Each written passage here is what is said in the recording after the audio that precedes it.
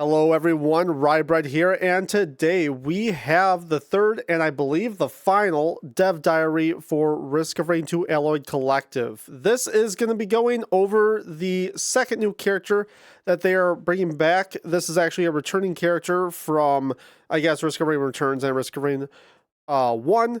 Drifter, so we'll be going to that, as well as some other little things like release day and stuff. So we're going to sit down, we're going to watch this, and then we're going to react kind of as we go through here. And yeah, just read the little snippets that they have after in the blog post on Steam. So yeah, let's get right into it.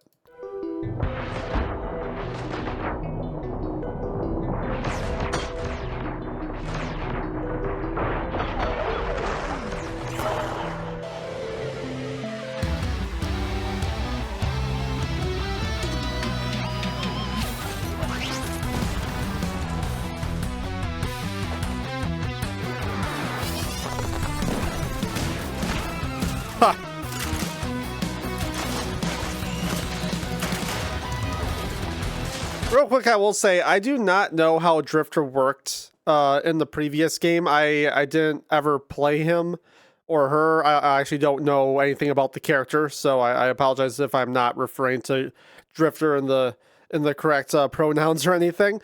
But I can just look at this already. This is gonna be like Crowbar's best friend. Like, there's already a lot of attacks that I'm seeing here that hit very hard. So, like, initial impact, it looks like it's gonna pack a punch.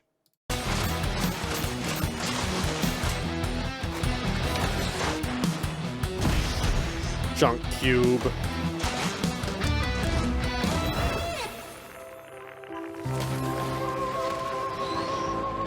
What?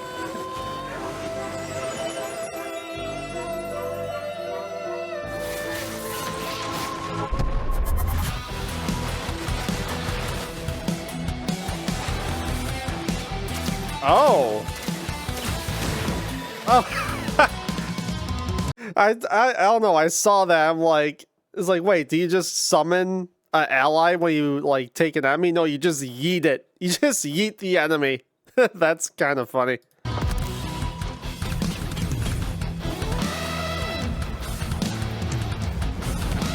Oh, very interesting. Sharing items. I wonder how you get the salvage. I'm sure they'll go into it, so we'll read more into it, but that's very intriguing.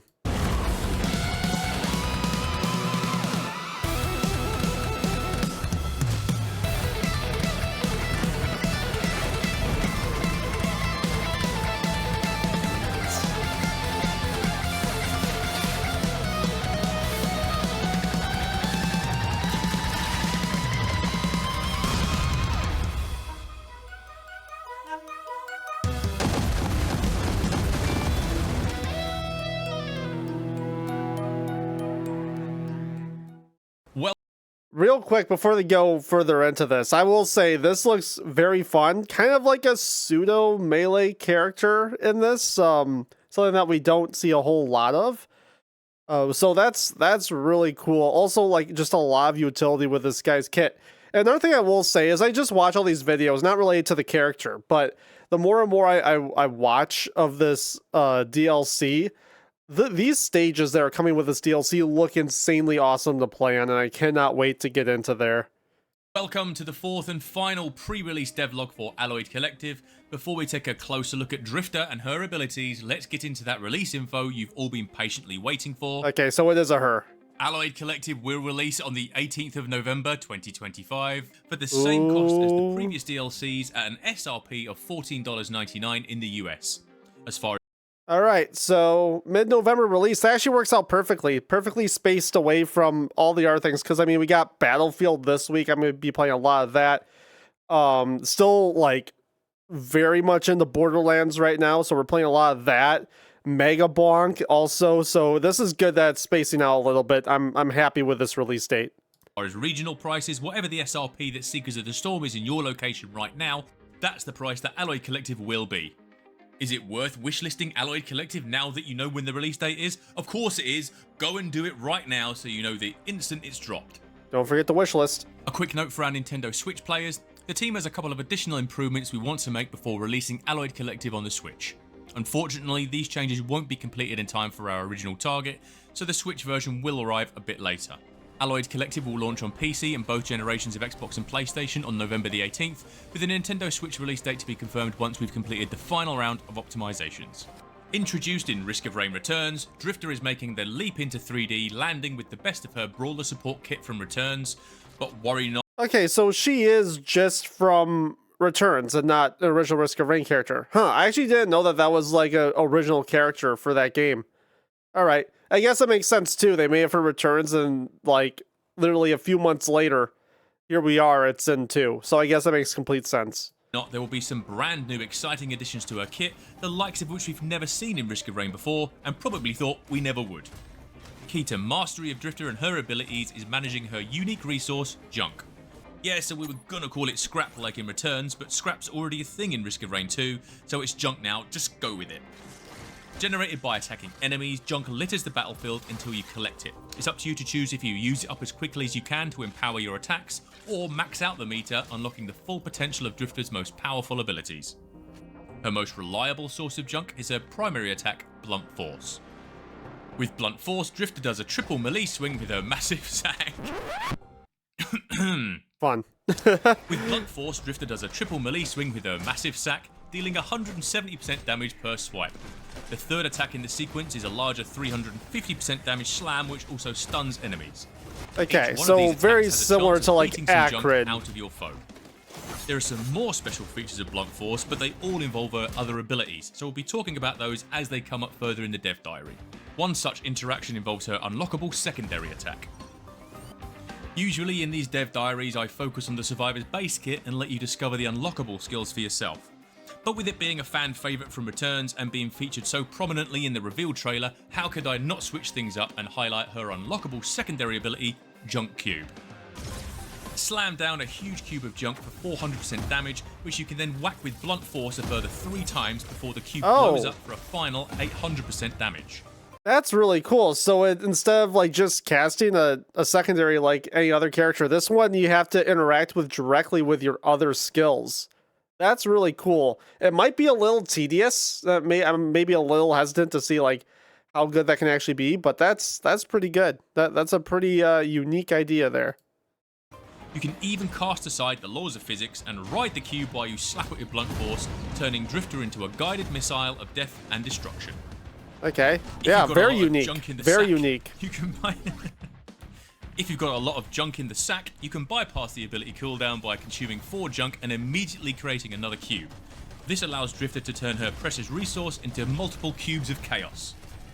Using Drifter's brand new utility ability Repossess, you can even pick up the junk cube and throw it directly at your enemies. I wonder how many other objects you could pick up and throw with Repossess. Yes. The answer is yes. She really can pick everything. Up and throw anything that isn't everything.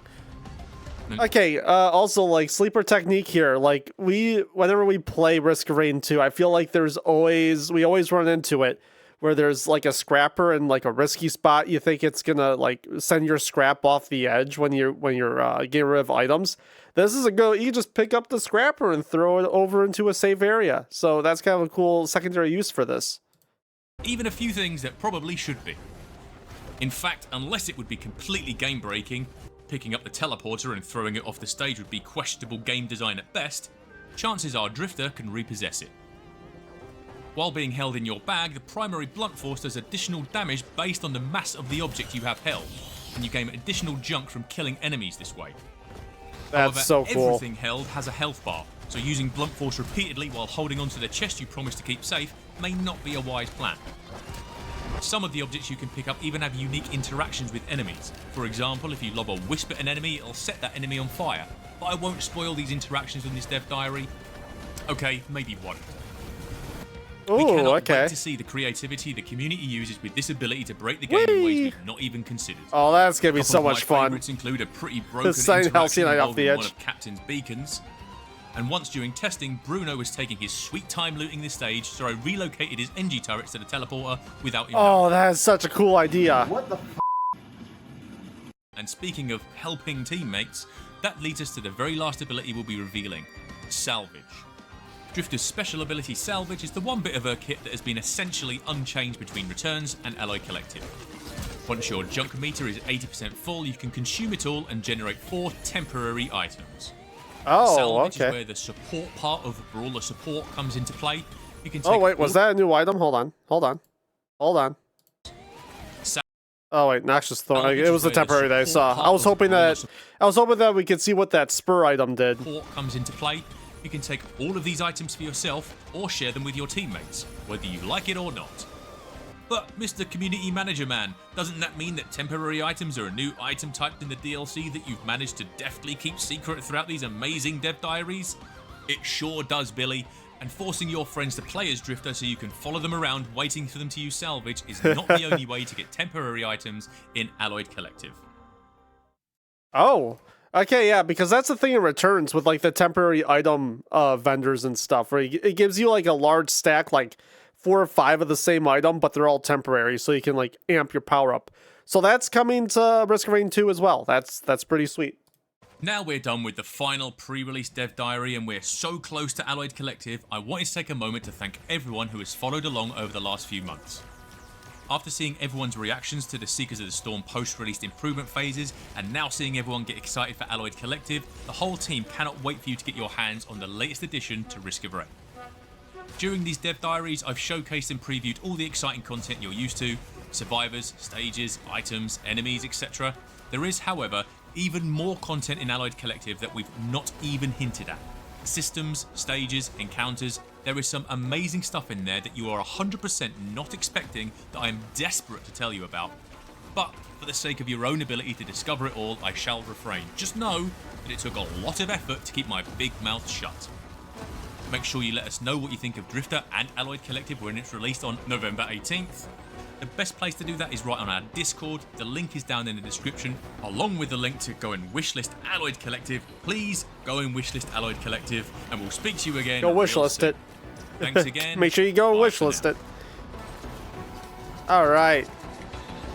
Solid. That's a new portal, ain't it? Oh, what's our tease? Oh, okay. Bye. Oh, that's funny. You can you can grief so hard. I will say these characters coming in this DLC have to be some of the most creative like character kits we have, which is pretty freaking sweet. That is very awesome. Very much looking forward into playing Drifter. Really both, Operator and Drifter. Both of them look like they're going to be a lot of fun. All right, so we're going to kind of breeze over this stuff because we obviously just saw it. Introducing Risk of Returns. Drifter is making a leap into 3D, landing with the best of her Brawler support kit from Returns. So yeah, again, I stand by. This is probably a character that will have a very easy time proccing bans. It looks like it's kind of like the best of both worlds mixture between like Acrid and I'm trying to think of like another good example. See, very Acrid coded, but with like I mean obviously like engineer type utility and even something like I don't know, Captain kind of too. I don't know. It's really, this is a very unique character, but the only like parallel between her and Acrid is mainly the blunt force. It has a very similar like hit style. I guess Mercenary is also the same way too. We've seen similar primaries, but the rest of this, like the junk cube, I think it's so cool how you have to kind of interact with it, and there's different ways to interact with it, and it deals a lot of damage based on how much junk you have built up as well. So some cool new mechanics. I just think this is so cool how unique it is.